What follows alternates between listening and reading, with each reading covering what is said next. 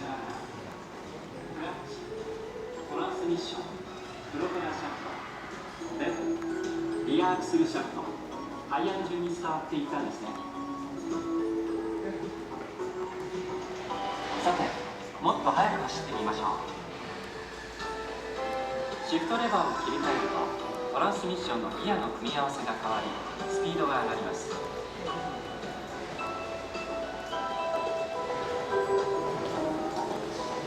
スピードが上がってきましたね。それでは次に曲がる仕組みを見てみましょう。ハンドルを右に回すと、ギアやリンクの働きで前のタイヤが右に向いて自動車は右に曲がります。